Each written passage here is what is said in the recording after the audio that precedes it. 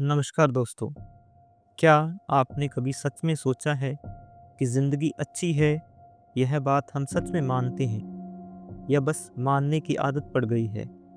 हम सुबह उठते हैं, काम पर जाते हैं, लोगों से मिलते हैं, हंसते हैं, सपने बनाते हैं और रात को सो जाते हैं। अगले दिन फिर वही दोहराते हैं। लेकिन अगर कोई आपसे पूछे, क्या यह सब वास्तव में मीनिंगफुल है? तो आप क्या जवाब देंगे? ज़्यादातर लोग कहेंगे, हाँ, जिंदगी में मीनिंग है, हैप्पीनेस है, पर्पज है। लेकिन क्या यह जवाब सच है या सिर्फ एक साइकोलॉजिकल डिफेंस मैकेनिज्म? यही सवाल थॉमस लिगोटी अपनी इस डिस्टर्बिंग और डीपली फिलोसफिकल किताब में उठाते हैं, the conspiracy against the human race. धीरे धीरे इस लेक्चर में हम एक ऐसी सोच के अंदर उतरेंगे जहां यह मान लिया जाता है कि इंसान होना अपने आप में एक समस्या हो सकता है। कॉन्शियसनेस यानी सेल्फ अवेयरनेस एक गिफ्ट नहीं बल्कि एक कर्स हो सकता है। और शायद हम जिस रियलिटी में जी रहे हैं वह उतनी मीनिंगफुल नहीं है जितना हमें सिखाई गई है।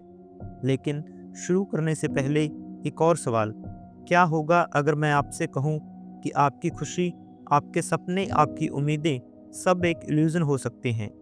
थोड़ा अनकंफर्टेबल लग रहा है, ठीक है, यही इस लेक्चर का पर्पस है, कंफर्ट देना नहीं बल्कि क्लैरिटी देना। अब यहाँ से एक ज़रूरी बात समझना बहुत ज़रूरी है। यह लेक्चर आपको डिप्रेस्ड करने के लिए नहीं है, यह आपको प्रोवोक करने के लिए है, ताकि आप उन सवालों को देखें जिनसे हम आम तौर पर बचते हैं। हमारी पूरी सोसाइटी एक तरह से डिज़ाइंड है ताकि हम ज़्यादा सोचें नहीं, हम बिज़ी रहें, डिस्ट्रैक्ट रहें और सबसे ज़रूरी, हम सवाल ना पूछें। अब थोड़ा अपने आसपास देखो, लोग क्या कर रहे हैं? कोई पैसा कमा रहा है, कोई रिलेशनशिप में है, कोई सोशल मीडिया पर वैलिडेशन ढूंढ रहा है, हर कोई किसी न किसी चीज़ में उलझा हुआ है। लेकिन क्या यह सब सच में मीनिंगफुल है या बस एक तरीका है खुद को डिस्ट्रैक्ट रखने का? और यहीं पर लिगोची का आर्गुमेंट आता है।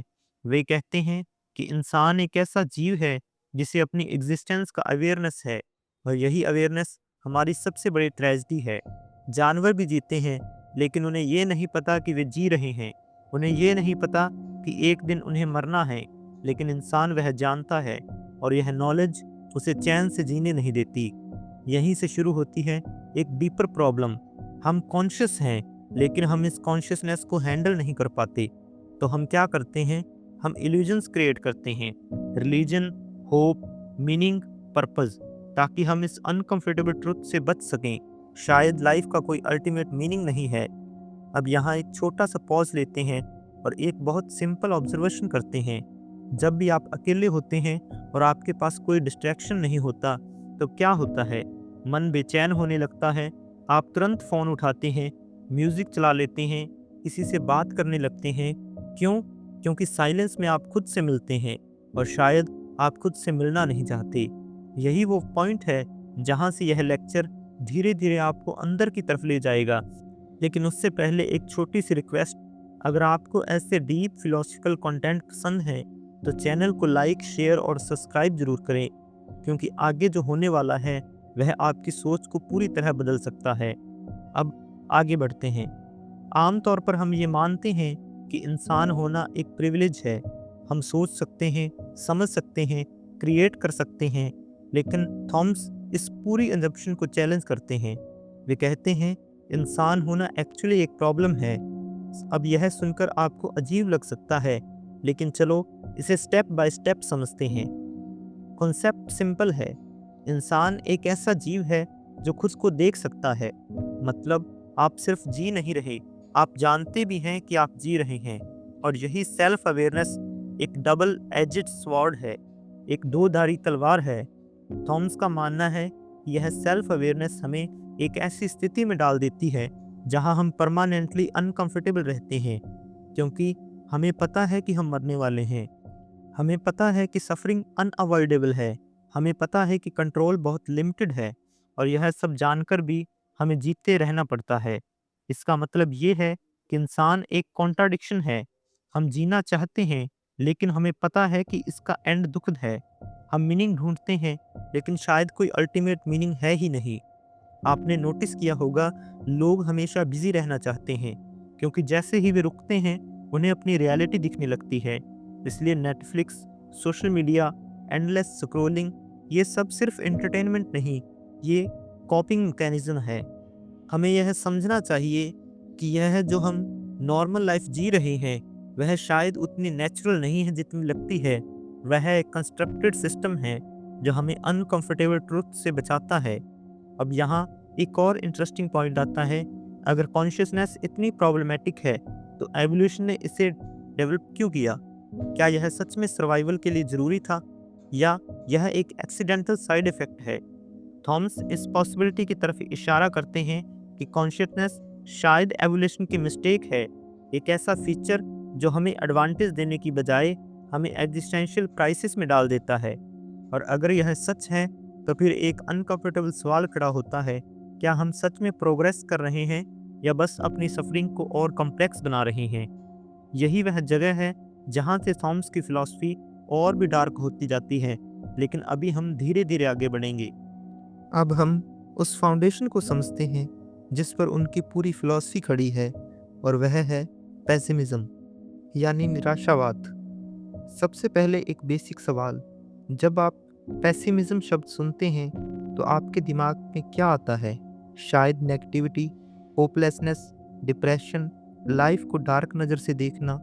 और ऑनेस्टली सोसाइटी ने हमें यही सिखाया है, पॉजिटिव सोचो, ऑप्टिमिस्टिक बनो, लाइफ इज़ ब्यूटीफुल। लेकिन क्या कभी आपने सोचा है कि यह पॉजिटिव थिंकिंग हर सिचुएशन में सच होती है या सिर्फ एक मेंटल कंफर्ट टूल है? पेसिमिज्म का मतलब सिर्फ नेगेटिव होना नहीं है।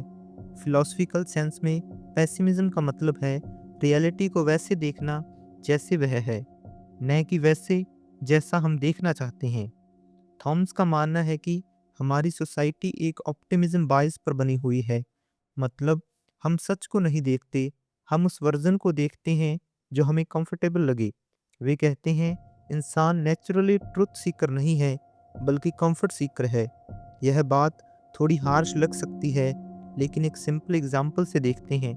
जब किसी के साथ कुछ बुरा होता है तो हम क्या कहते हैं? सब ठीक हो जाएगा, हर चीज़ किसी रीज़न से होती है, गॉड का प्लान है। अब सवाल ये है, क्या ये स्टेटमेंट सच है या सिर्फ इमोशनल सपोर्ट है?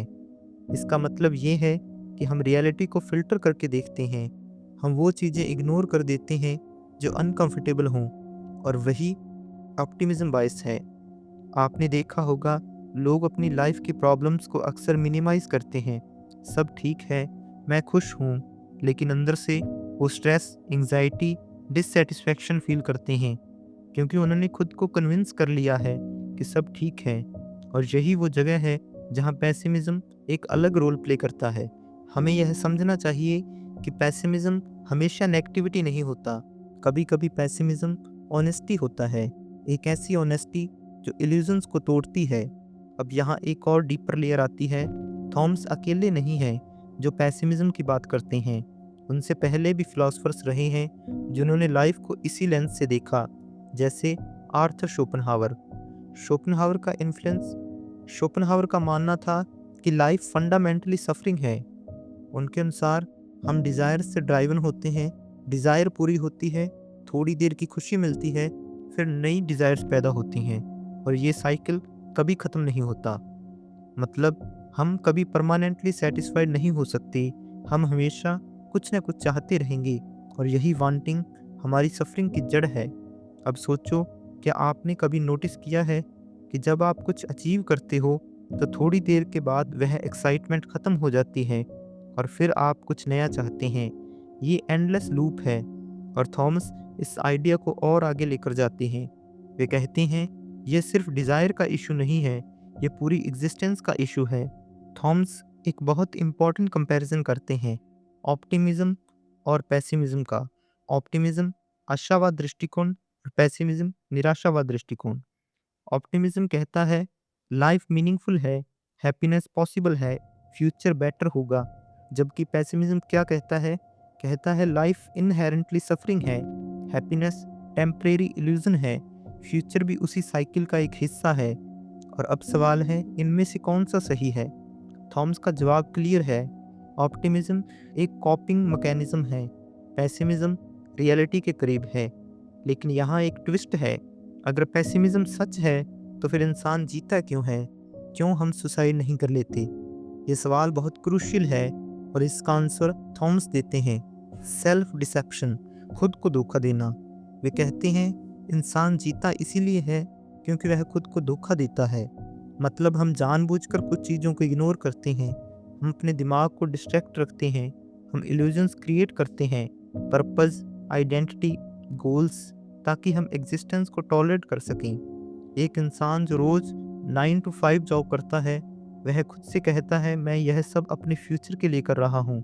लेकिन क्या वह फ्यूचर कभी आता है, या वह हमेशा आने वाला ही रहता है?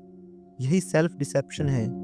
हमारा माइंड डिज़ाइंड है ताकि हम सर्वाइव कर सकें, ना कि ट्रुथ को फुली एक्सेप्ट कर सकें। इसलिए हम अनकंफर्टेबल ट्रुथ को सप्रेस करते हैं और कंफर्टेबल इल्यूजन्स को एक्सेप्ट करते हैं।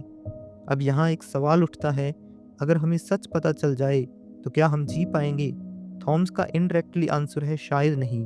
और यही रीज़न है कि हमारा माइंड हमें प्रोटेक्ट करता है, वह हमें पूरा सच नहीं दिखाता। ध्यान से देखो, जब भी कोई इंसान बहुत डीपली सोचने लगता है, क्या होता है? Existential anxiety, confusion, emptiness. इसलिए सोसाइटी क्या कहती है? इतना मत सोचो, क्योंकि ज़्यादा सोचना डेंजरस हो सकता है।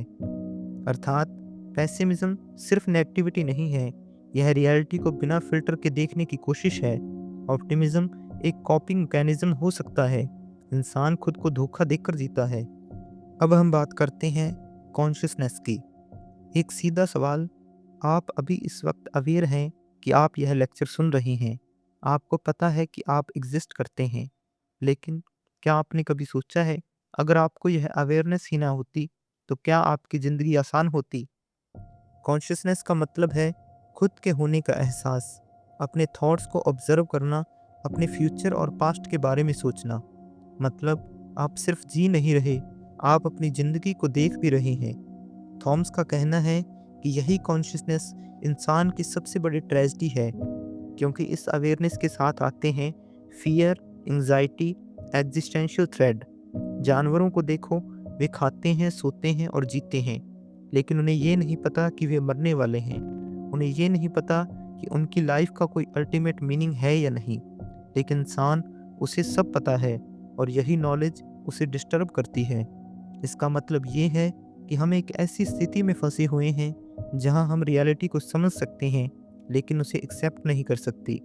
हम जानते हैं कि हम टेम्परेरी हैं, सफरिंग अनअवॉइडेबल है, कंट्रोल बहुत लिमिटेड है, फिर भी हम ऐसे जीते हैं जैसे सब कुछ स्टेबल और मीनिंगफुल है। यही कॉन्ट्राडिक्शन हमारी मेंटल स्ट्रगल की जड़ है। आपने नोटिस किया होगा, जैसे जैसे इंसान ज़्यादा अवेयर होता है, वैसे वैसे वह ज़्यादा अनॉक्शियस हो जाता है। एक बच्चा रिलेटिवली खुश रहता है क्योंकि वह ज़्यादा सोचता नहीं, लेकिन जैसे जैसे वह बड़ा होता है, फ्यूचर की चिंता, फेलियर का डर, डेथ की अवेयरनेस सब बढ़ने लगता है, और यही बढ़ती हुई कॉन्शियसनेस उसे मेंटली हैवी बना देती है। अब हम समझते हैं कि कॉन्शियसनेस सिर्फ एक एबिलिटी नहीं है, ये एक बर्डन भी हो सकती है। हमारा माइंड क्या करता है?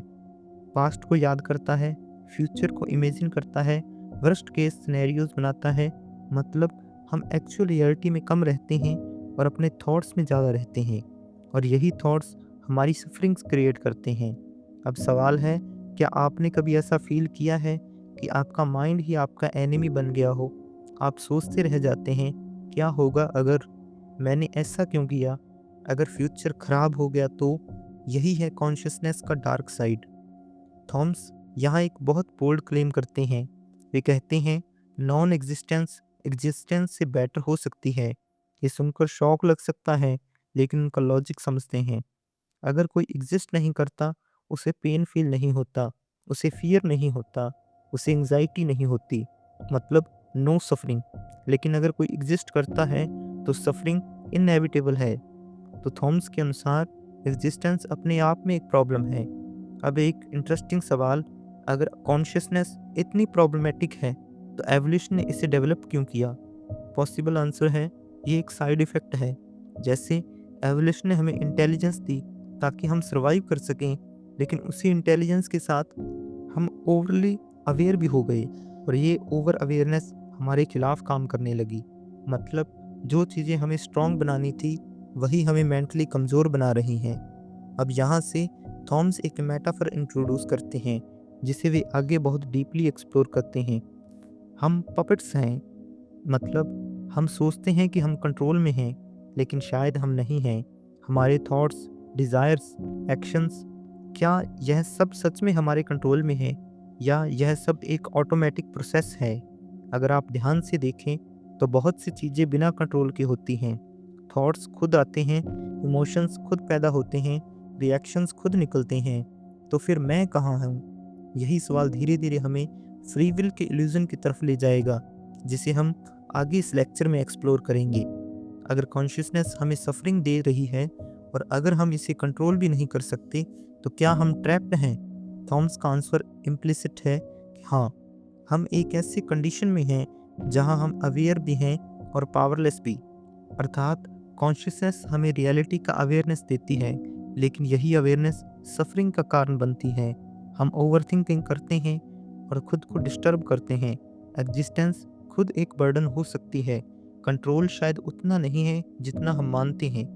अब तक हमने पेसिमिज्म एक तरह की ऑनेस्टी हो सकती है।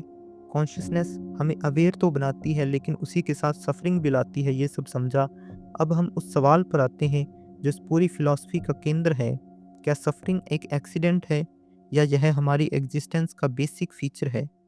सबसे पहले एक सिंपल ऑब्जर्वेशन है, हर इंसान किसी न किसी लेवल पर सफ़र कर रहा है।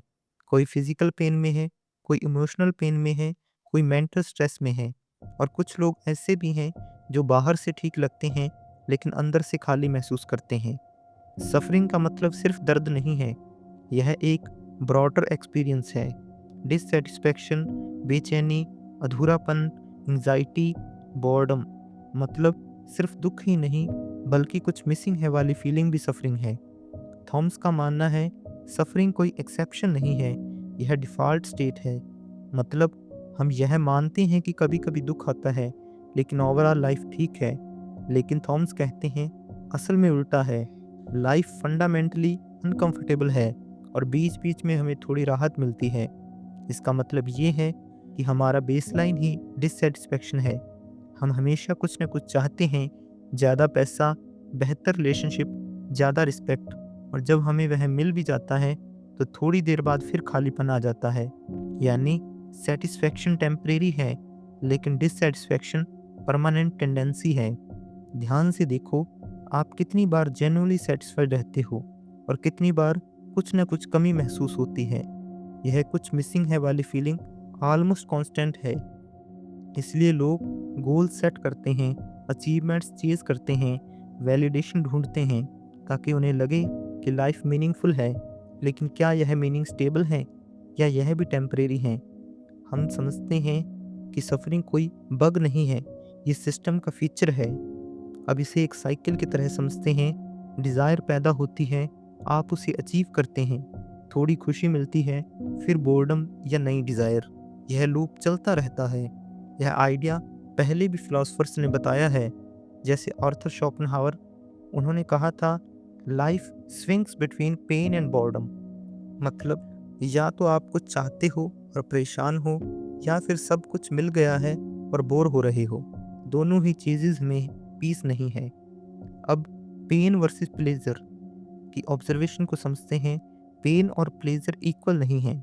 पेन इंटेंस होता है, लॉन्ग लास्टिंग होता है, डीपली अफेक्टेड रहता है, जबकि प्लेजर शॉर्ट लिव्ड होता है, जल्दी फेड हो जाता है। मतलब एक छोटी सी पेन भी कई प्लेजर्स को ओवरशैडो कर सकती है और यही इम्बैलेंस लाइफ को फंडामेंटली नेगेटिव बनाता है। अब सिर्फ फिजिकल पेन की बात नहीं है, सबसे बड़ा इशू है मेंटल सफरिंग, जैसे ओवरथिंकिंग, रिग्रेट, फियर, इनसिक्योरिटी।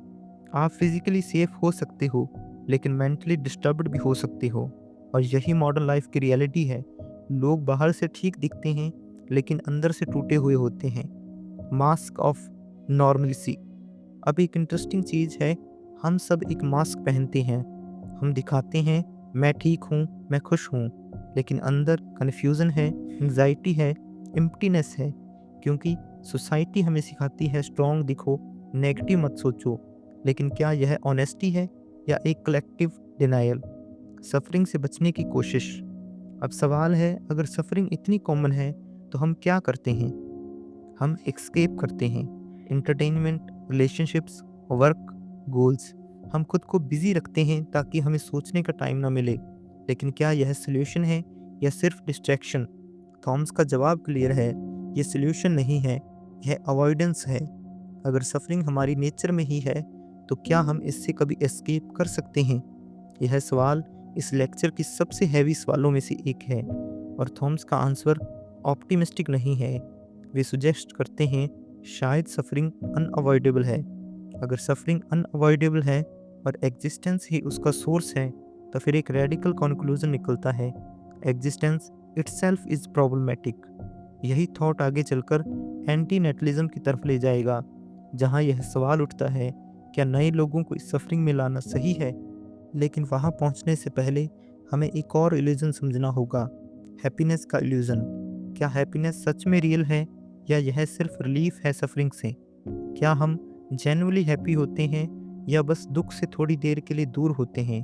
अर्थात सफरिंग डिफ़ॉल्ट स्टेट हो सकती है, सैटिस्फैक्शन टेम्परेरी है, डिज़ायर का साइकिल एंडलेस है, पेन प्लेजर से ज़्यादा पावरफुल है।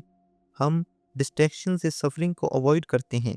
अब अगला लॉजिकल सवाल आता है, अगर लाइफ इतनी प्रॉब्लमेटिक है तो फिर हैप्पीनेस कहाँ से आती है? क्या वह सच में रियल है या सिर्फ एक इल्यूजन? एक सीधा सवाल, आप जब खुशी या हैप्पीनेस कहते हो तो उसका मतलब क्या है? Achievement, relationship, peace of mind? क्या यह हैप्पीनेस स्टेबल होती है या चेंज होती रहती है?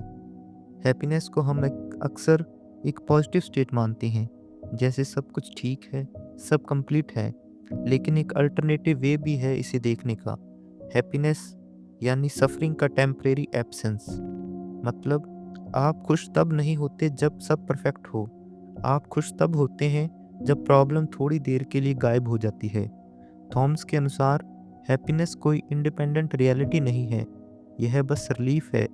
जैसे भूख लगी तो खाना खाया, उससे रिलीफ मिली और खुशी मिली। स्ट्रेस था, काम खत्म हुआ, रिलीफ मिली और उससे खुशी मिली। मतलब पहले प्रॉब्लम थी, फिर प्रॉब्लम हटी और हमने उसे हैप्पीनेस का नाम दे दिया।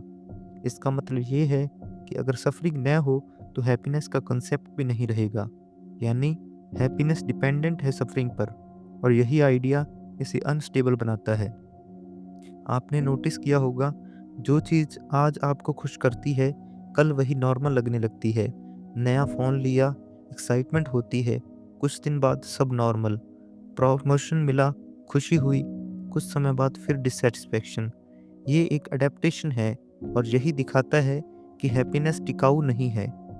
हम जिस हैप्पीनेस को अल्टीमेट गोल मानते हैं वह एक्चुअली टेम्परेरी स्टेट है। अब हैप्पीनेस के बाद आता है मीनिंग। हम सभी चाहते हैं कि हमारी लाइफ मीनिंगफुल हो, लेकिन सवाल है, मीनिंग आता कहाँ से है? क्या वह ऑब्जेक्टिवली मौजूद है या हम खुद क्रिएट करते हैं? थॉमस का व्यू क्लियर है, मीनिंग भी एक ह्यूमन कंस्ट्रक्ट है। मतलब हम खुद अपनी लाइफ को मीनिंग देते हैं ताकि हमें लगे कि हम बेकार नहीं जी रहे। हम अपने बारे में स्टोरीज बनाते हैं, मैं यह काम इसलिए कर रहा हूँ, मेरी लाइफ का पर्पज़ ये है। लेकिन क्या ये सच है या सिर्फ एक नैरेटिव जो हमने खुद को कन्विंस करने के लिए बनाया है? एग्जाम्पल के लिए, एक व्यक्ति कहता है मैं अपने परिवार के लिए काम कर रहा हूँ। यह स्टेटमेंट सही भी हो सकता है, लेकिन डीपर लेवल पर क्या वह खुद को जस्टिफाई कर रहा है ताकि उसे लगे कि उसकी लाइफ मीनिंगफुल है? अब एक डेंजरस सवाल है, अगर लाइफ का कोई इनहेरेंट मीनिंग नहीं हो तो क्या होगा? शायद कन्फ्यूज़न, एम्प्टीनेस और एग्जिस्टेंशियल क्राइसिस। और यही रीज़न है कि हम मीनिंग को क्रिएट करते हैं ताकि हम एम्प्टीनेस को फील न करें। अब यहाँ रिलीजन और होप इंटर करते हैं। रिलीजन क्या करता है? एक पर्पस देता है, आफ्टर लाइफ का आइडिया देता है, सफरिंग को जस्टिफाई करता है। होप क्या करती है? फ्यूचर में बेटर होने का बिलीफ देती है। दोनों का रोल सिमिलर है, कंफर्ट देना। लेकिन सवाल है, क्या कंफर्ट ही असली सच है? थॉमस कहते हैं ये ज़रूरी नहीं है। ध्यान से देखो, जब लाइफ अच्छी चल रही होती है तो हम मीनिंग पर सवाल नहीं करते, लेकिन जैसी ही प्रॉब्लम आती है हम पूछते हैं मेरे साथ ही क्यों। मतलब मीनिंग कंडीशनल है, यह स्टेबल रियलिटी नहीं है, यह सिचुएशन पर डिपेंड करता है। अगर हैप्पीनेस टेम्परेरी है और मीनिंग सेल्फ क्रिएटेड है तो फिर हम किस आधार पर जी रहे हैं? ये सवाल बहुत अनकंफर्टेबल है और यही इस फिलॉसफी का कोर है, कंफर्ट को चैलेंज करना। अब सवाल है, अगर ये सब इल्यूजन हो सकता है तो हम इसे छोड़ते क्यों नहीं? क्योंकि इल्यूजन के बिना जीना मुश्किल है। हमारा माइंड डिज़ाइंड है ताकि हम फंक्शन कर सकें, ना कि ब्रूटल ट्रुथ को पूरी तरह एक्सेप्ट कर सकें। इसलिए हम मीनिंग को पकड़ कर रखते हैं जैसे वह रियल हो। हैप्पीनेस अक्सर रिलीफ होती है, परमानेंट स्टेट नहीं। Meaning largely human made construct हो सकता है। रिलीजन और होप कंफर्ट देते हैं, हम इल्यूजन को पकड़ कर रखते हैं ताकि हम जी सकें। तो अगला लॉजिकल सवाल ये बनता है, क्या किसी नए इंसान को इस दुनिया में लाना सही है?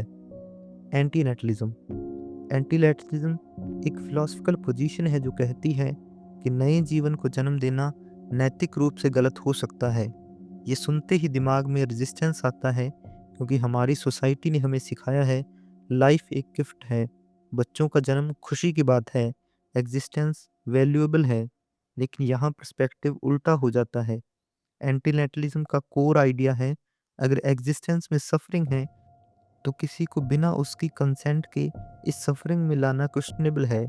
मतलब एक अनबॉर्न व्यक्ति से आप पूछ नहीं सकते क्या तुम पैदा होना चाहते हो, फिर भी आप उसे इस दुनिया में लाते हो जहाँ पेन, फियर, लॉस, डेथ सब ग्रांटेड हैं। थॉम्स इस आइडिया को स्ट्रांगली सपोर्ट करते हैं। उनका मानना है एग्जिस्टेंस इम्पोज की जाती है, कोई भी इंसान चूज नहीं करता पैदा होना, उसे सिंपली इस रियलिटी में डाल दिया जाता है और इसके बाद उसे सरवाइव करना पड़ता है, सफ़र करना पड़ता है और अंत में मरना पड़ता है। इसका मतलब ये है कि बर्थ एक न्यूट्रल इवेंट नहीं है, यह एक ऐसा डिसीजन है जिसका इम्पैक्ट पूरी लाइफ तक चलता है। और ये डिसीजन कौन लेता है? पेरेंट्स। लेकिन कॉन्सिक्वेंसेस कौन भुगतता है? चाइल्ड। यहाँ एक इम्पॉर्टेंट फिलोसफर आते हैं, डेविड बेंटा। बेंटन ने एक फेमस आर्गुमेंट दिया, एसिमेट्री आर्गुमेंट। इसे सिंपल तरीके से समझते हैं, अगर कोई पैदा नहीं होता तो उसे पेन नहीं होता और ये अच्छा है, उसे प्लेजर नहीं मिलता, ये प्रॉब्लम नहीं है। लेकिन अगर कोई पैदा होता है तो उसे पेन होता है, ये बहुत बुरा है, उसे प्लेजर मिलता है, ये अच्छा है। अब कंपेयर करो, नॉन एग्जिस्टेंस में पेन का एब्सेंस पॉजिटिव है, प्लेजर का एब्सेंस न्यूट्रल है। एग्जिस्टेंस में पेन नेगेटिव है, प्लेजर पॉजिटिव है। तो नेट रिजल्ट क्या है? नॉन एग्जिस्टेंस बेटर हो सकती है। अब यहाँ एक कॉन्फ्लिक्ट आता है, emotional versus logical conflict. Emotionally हम मानते हैं लाइफ ब्यूटीफुल है, बच्चे होना नेचुरल है, लेकिन लॉजिकली अगर सफरिंग रियल है तो यह डिसीजन क्वेश्चनेबल बन जाता है। और यही टेंशन एंटी नेटलिज्म का कोर है। प्रैक्टिकल लेवल पर सोचें, क्या कोई ऐसी लाइफ है जिसमें पेन न हो, लॉस न हो, फियर न हो? जवाब है नहीं। हर इंसान कभी ना कभी सफ़र करता है। तो जब आप किसी को जन्म देते हो तो आप इनडायरेक्टली यह भी एक्सेप्ट करते हो कि वह सफ़र करेगा। अब लोग इस आइडिया के खिलाफ कई आर्गुमेंट देते हैं।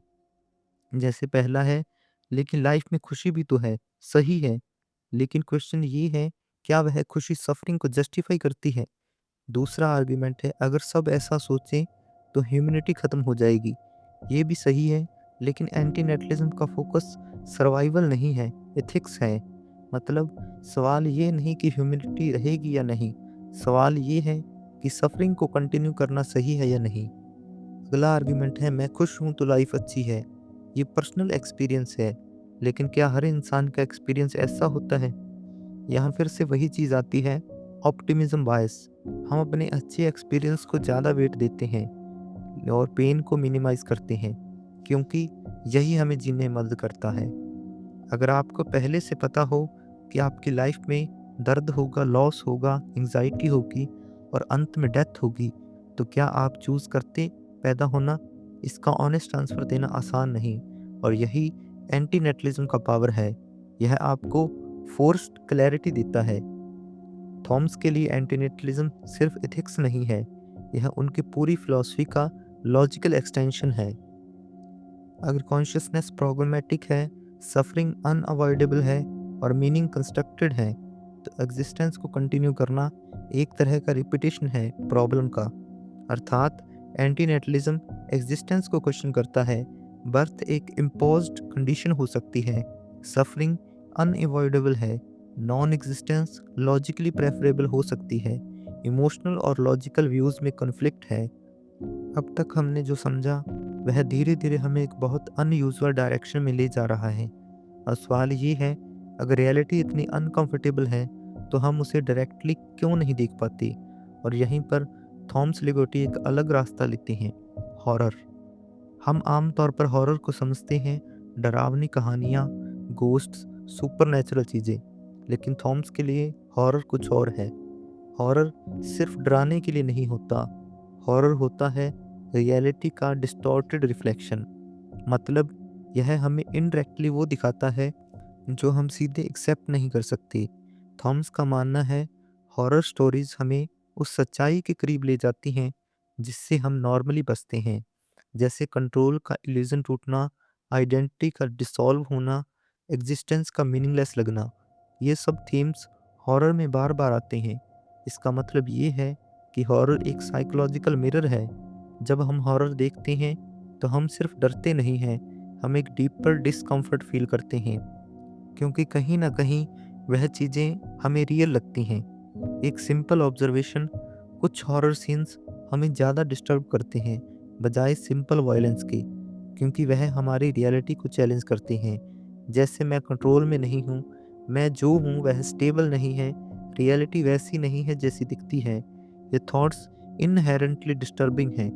यहाँ एक इम्पॉर्टेंट आइडिया आता है जिसे सिगमंड फ्रायड ने एक्सप्लेन किया था, द अनकैनी। मतलब कुछ ऐसा जो फैमिलियर हो लेकिन सटनली स्ट्रेंज लगने लगे, जैसे खुद का रिफ्लेक्शन अजीब लगना, कोई नॉर्मल चीज़ अननेचुरल महसूस होना। ये फीलिंग क्यों आती है? क्योंकि हमारी परसेप्शन में क्रैक पड़ जाता है और हमें महसूस होता है कि रियलिटी उतनी स्टेबल नहीं है जितनी हम सोचते हैं। अब हॉरर में एक कॉमन थीम देखते हैं, पपेट्स, डॉल्स, कंट्रोल्ड कैरेक्टर्स। ये कोइंसिडेंस नहीं है, थॉमस इसे एक मेटाफर की तरह यूज़ करते हैं। हम खुद भी शायद पपेट्स हैं। हम सोचते हैं हम चूज़ कर रहे हैं, हम कंट्रोल में हैं, लेकिन थॉट्स खुद आते हैं, इमोशंस खुद बनते हैं, रिएक्शंस खुद निकलते हैं। तो फिर कंट्रोलर कौन है? ये सवाल हॉरर का कोर है। अब एक और डिस्टर्बिंग आइडिया, क्या आप वही हैं जो आप सोचते हैं, या आपकी आइडेंटिटी भी एक कंस्ट्रक्टेड है? हॉरर अक्सर आइडेंटिटी को तोड़ता है, करैक्टर खुद को नहीं पहचानता, रियलिटी बदल जाती है, सेल्फ डिसॉल्व हो जाता है, और यही हमें डिस्टर्ब करता है क्योंकि हम अपनी आइडेंटिटी को स्टेबल मानते हैं। थॉमस सुजेस्ट करते हैं हॉरर हमें ट्रुथ का ग्लिम्प्स देता है, पूरा ट्रुथ नहीं लेकिन इनफ, ताकि हम अनकंफर्टेबल हो जाएं। अब एक इंटरेस्टिंग सवाल, अगर हॉरर इतना डिस्टर्बिंग है तो हम इसे एंजॉय क्यों करते हैं? पॉसिबल आंसर है क्योंकि यह कंट्रोल्ड इन्वायरमेंट में होता है। आप जानते हो यह सिर्फ स्टोरी है, इसलिए आप थोड़ी देर के लिए ट्रुथ के करीब जाते हो और फिर सेफली वापस आ जाते हो। अगर वही रियलाइजेशन रियल लाइफ में आए तो एंजाइटी, पैनिक, एग्जिस्टेंशियल क्राइसिस। इसलिए हम हॉरर को लिमिटेड रखते हैं। Society versus horror. सोसाइटी कहती है नॉर्मल रहो, स्टेबल रहो, पॉजिटिव सोचो। हॉरर कहता है इंस्टेबिलिटी दिखाता है, वो डर दिखाता है, इल्यूजन तोड़ता है, इसलिए हॉरर अनकंफर्टेबल है। थॉमस के लिए हॉरर एक टूल है।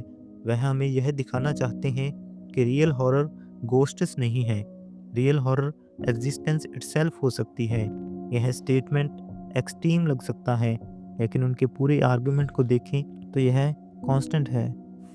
अब हम उस बिलीफ तक पहुंचते हैं जिस पर पूरी हमारी आइडेंटिटी की होती है, यानी फ्री विल। मैं चूज़ करता हूँ। एक सवाल है, आपको लगता है कि आप अपने डिसीजंस खुद लेते हैं? आपने ये लेक्चर सुनने का डिसीजन लिया, आप क्या खाएंगे, क्या पहनेंगे, आप किससे बात करेंगे, सब कुछ आपको लगता है कि आप कंट्रोल में हैं। लेकिन क्या यह सच है? फ्री विल का मतलब है आपके पास चॉइस है और आप कॉन्शियसली डिसाइड करते हैं। मतलब आप अपने एक्शंस के ऑथर हैं। थॉमस लिगोटी इस आइडिया को चैलेंज करते हैं। उनका कहना है फ्री विल एक इल्यूजन हो सकता है, मतलब आपको लगता है कि आप चूज कर रहे हैं, लेकिन एक्चुअली प्रोसेसेस पहले से चल रहे होते हैं।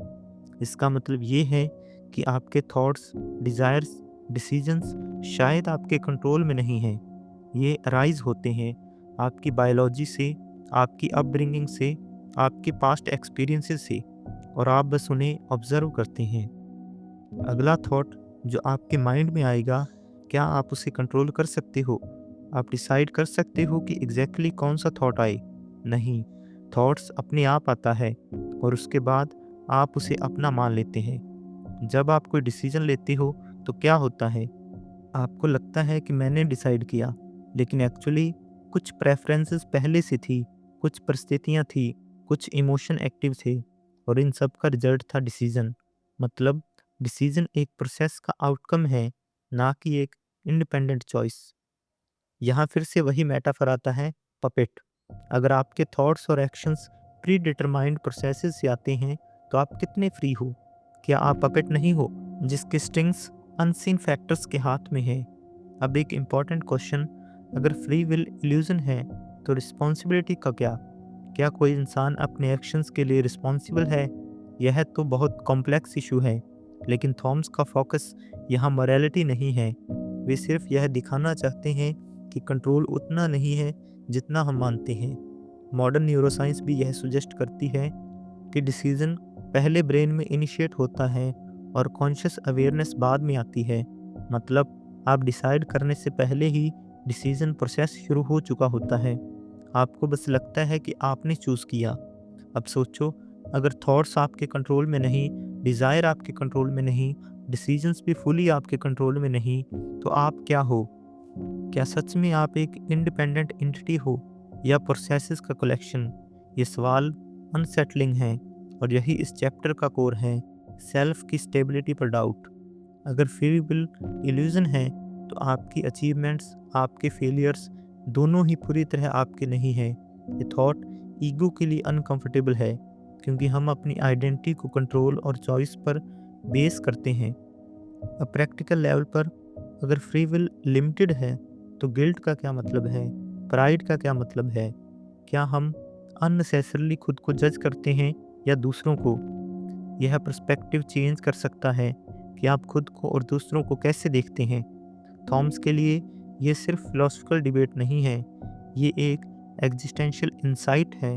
हम उतने फ्री नहीं हैं जितना हम मानते हैं, और भी ये सच है तो हमारी पूरी आइडेंटिटी एक कंस्ट्रक्टेड इल्यूजन हो सकती है। अर्थात फ्री विल क्वेश्चनेबल है, थॉट्स और डिसीजन ऑटोमेटिकली अराइज हो सकते हैं, कंट्रोल बहुत लिमिटेड हो सकता है, सेल्फ उतना स्टेबल नहीं है जितना लगता है। अगर फ्री विल भी पूरी तरह रियल न हो तो सवाल और भी गहरा हो जाता है। अगर रियलिटी इतनी अस्थिर और अनसेटलिंग है तो इंसान जीता कैसे है? अब एक सीधा ऑब्जर्वेशन है, इंसान पूरी सच्चाई के साथ नहीं जीता, वह सिलेक्टिवली जीता है।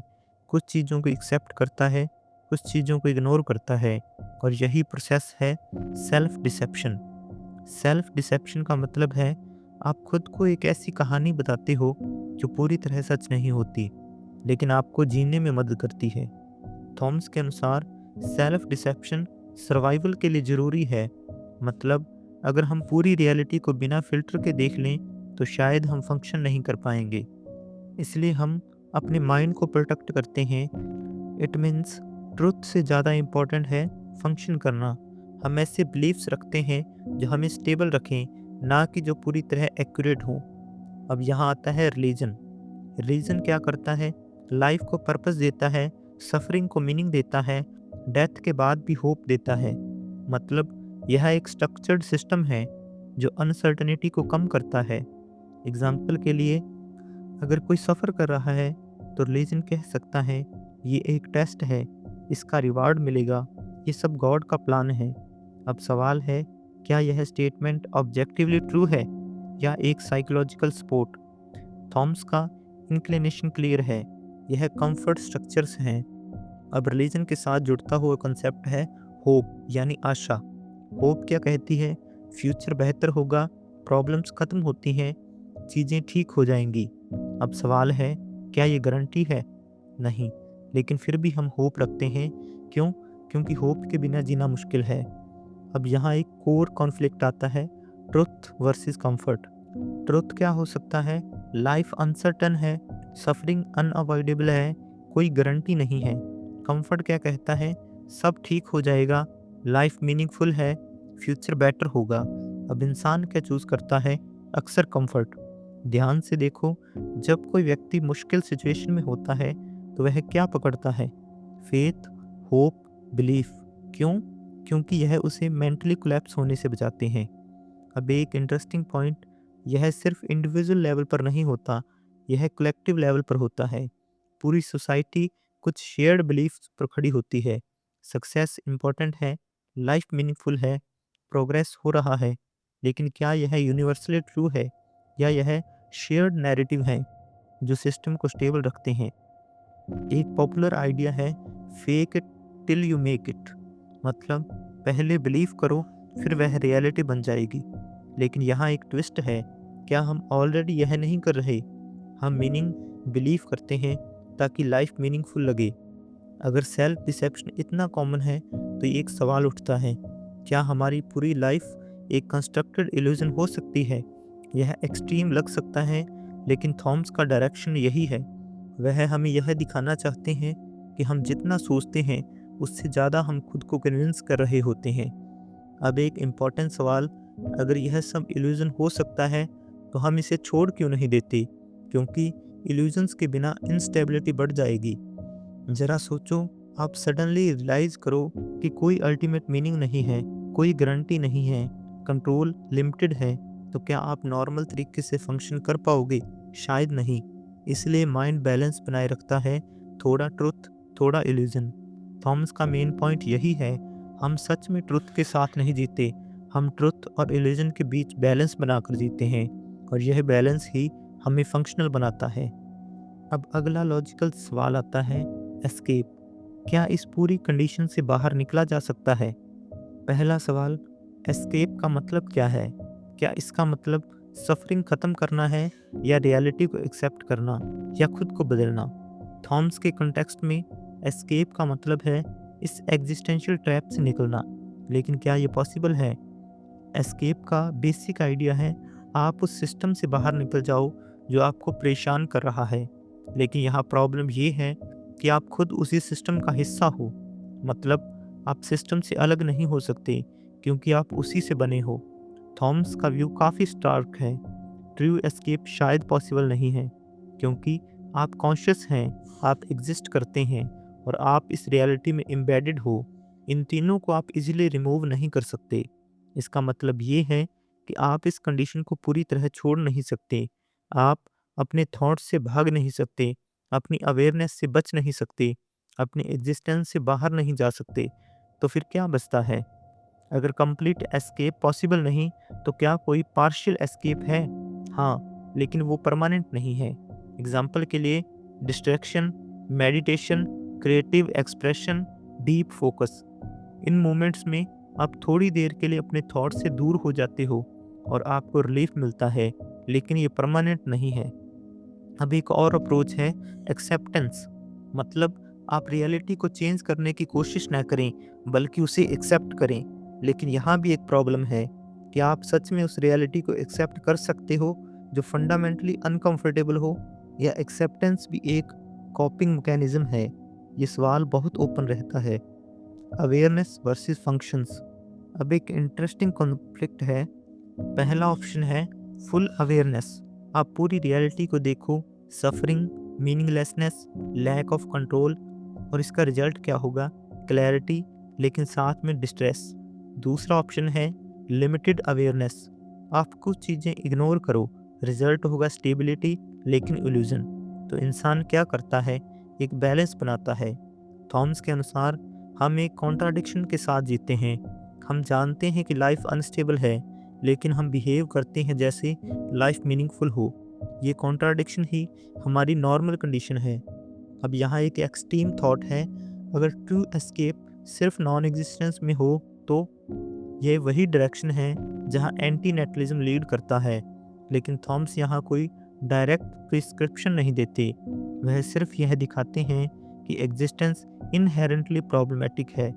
अब एक प्रैक्टिकल सवाल, अगर इतना सब पता है तो हम जीते क्यों रहते हैं? पॉसिबल आंसर है biological drive, fear of death, attachment, habit. मतलब हम लॉजिकल नहीं, मैकेनिकली जीते हैं। आपने शायद नोटिस किया होगा, आपने लाइफ के बारे में कभी डीपली सोचा और फिर कुछ देर बाद नॉर्मल लाइफ में लौट आए। क्यों? क्योंकि आपको फंक्शन करना था। यही ह्यूमन कंडीशन है। हम ट्रुथ को ब्रीफली टच करते हैं और फिर वापस इल्यूजन में लौट आते हैं। थॉम्स कोई मोटिवेशनल आंसर नहीं देते। वे सब ये नहीं कहते कि सब ठीक हो जाएगा। वे सिर्फ यह दिखाते हैं कि आप जिस रियलिटी में हैं वह उतनी कंफर्टेबल नहीं है जितनी दिखती है, और शायद ये समझ ही इनफ है। अर्थात कंप्लीट एस्केप शायद पॉसिबल नहीं है, पार्शली एस्केप टेम्परेरी है। एक्सेप्टेंस भी एक कॉपिंग हो सकती है। हम अवेयरनेस और इल्यूजन के बीच बैलेंस बनाते हैं। ह्यूमन कंडीशन कॉन्ट्राडिक्शन पर टिकी है। अब हम इस लेक्चर के अंतिम चरण में हैं। अब तक हमने the conspiracy against the human race के लगभग सभी कोर आइडियाज़ को स्टेप बाय स्टेप समझा। कॉन्शियसनेस एक बर्डन हो सकती है, सफरिंग हमारी डिफ़ॉल्ट कंडीशन हो सकती है, हैप्पीनेस और मीनिंग स्टेबल रियलिटीज़ नहीं हैं, फ्री विल क्वेश्चनेबल है, सेल्फ डिसेप्शन हमें सर्वाइव करने में मदद करता है, और शायद एग्जिस्टेंस खुद एक समस्या हो सकती है। अब सवाल ये नहीं है कि थॉमस लिबर्टी क्या कहते हैं, सवाल ये है कि आप इससे क्या समझते हैं।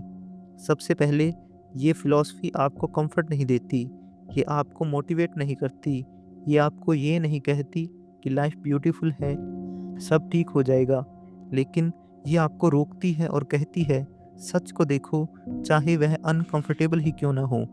इस फ़िलॉसफ़ी का कोर कंसेप्ट है रेडिकल ऑनेस्टी, मतलब रियलिटी को बिना फ़िल्टर के देखने की कोशिश। थॉमस कोई डायरेक्ट सॉल्यूशन नहीं देते, वे कोई रोड मैप नहीं देते, कैसे खुश रहना है, कैसे सक्सेसफुल होना है। वे सिर्फ ये करते हैं कि आपके बिलीफ्स को चैलेंज। इसका मतलब ये है कि यह फ़िलॉसफ़ी एक आंसर नहीं है, ये एक लेंस है, एक ऐसा लेंस जो आपको इल्यूजन्स दिखाता है, कॉन्ट्राडिक्शंस दिखाता है, अनकंफर्टेबल ट्रुथ्स दिखाता है। अब एक इम्पॉर्टेंट सवाल, क्या ये फ़िलॉसफ़ी डेंजरस है? आंसर सिंपल है, नहीं। यह आपको डीपर सोचने पर मजबूर करती है। ये ब्लाइंड ऑप्टिमिज्म को चैलेंज करती है। ये आपको क्लैरिटी के करीब ले सकती है। रिस्क क्या है इसमें? यह आपको ओवरवेलम कर सकती है। यह मीनिंग कोलैप्स कर सकती है। ये आपको डिसएंगेज कर सकती है। मतलब ये पावरफुल है लेकिन हैवी भी। अब प्रैक्टिकल बात, क्या आपको पूरी तरह पेसिमिज्म अडॉप्ट करना चाहिए? शायद नहीं। और पूरी तरह ऑप्टिमिज्म में रहना, वह भी शायद इनकम्प्लीट है। तो क्या करें? बैलेंस, रियलिटी प्लस फंक्शनिंग, थोड़ा ट्रुथ, थोड़ा इल्यूजन। आप रियलिटी को समझो लेकिन फंक्शन भी करो। यही वह बैलेंस है जो इंसान को नेचुरली बनाता है। अब एक सटल पॉइंट, अवेयरनेस का मतलब ये नहीं कि आप हर समय हैवी सोच में डूबे रहो। अवेयरनेस का मतलब है आप जानते हो कि आपके बिलीव्स पूरी तरह एब्सोल्यूट नहीं हैं, आपकी फीलिंग्स हमेशा रिलायबल नहीं हैं, और ये अंडरस्टैंडिंग आपको थोड़ा डिटैच बना सकती है। अब यहाँ एक बहुत इम्पॉर्टेंट बात है, यह फिलॉसफी फाइनल ट्रुथ नहीं है, यह एक पर्सपेक्टिव है। आप इसे एक्सेप्ट कर सकते हो, रिजेक्ट कर सकते हो, या पार्शली यूज़ कर सकते हो। अगर पूरे लेक्चर को एक लाइन में समराइज करें, इंसान एक ऐसा जीव है जो सच जान सकता है लेकिन उस सच के साथ जी नहीं सकता, इसलिए वह एक बीच का रास्ता चुनता है, थोड़ा सच, थोड़ा इल्यूजन, और यही उसकी नॉर्मल लाइफ बन जाती है। अब आखिरी सवाल, जब आप अकेले होते हो और कोई डिस्ट्रैक्शन नहीं होता, तो क्या आप कंफर्टेबल होते हो या कुछ अनईजी फील करते हो? अगर अनईजी फील होता है तो शायद आपने उस रियलिटी को टच किया है जिसकी तरफ थॉम्स इशारा करते हैं, अर्थात रियलिटी उतनी सिंपल नहीं है जितनी दिखती है। सफरिंग एक कोर पार्ट हो सकती है, मीनिंग और हैप्पीनेस अनस्टेबल हो सकते हैं, इल्यूजन हमें सर्वाइव करने में मदद करते हैं, अवेयरनेस पावरफुल है लेकिन हैवी भी। और आखिर में, अगर ये पूरा लेक्चर आपको थॉट प्रोवोकिंग लगा हो और इसने आपकी सोच को थोड़ा भी चैलेंज किया हो, तो चैनल को सब्सक्राइब ज़रूर करें, क्योंकि आगे भी हम ऐसे ही डीप फिलोसफिकल टॉपिक्स को सिंपल और ऑनेस्ट तरीके से एक्सप्लोर करते रहेंगे। और याद रखो, हर पर्सपेक्टिव को ब्लाइंडली मत मानो, लेकिन उसे बिना सोचे रिजेक्ट भी मत करो। सोचो, ऑब्जर्व करो और फिर खुद डिसाइड करो। धन्यवाद।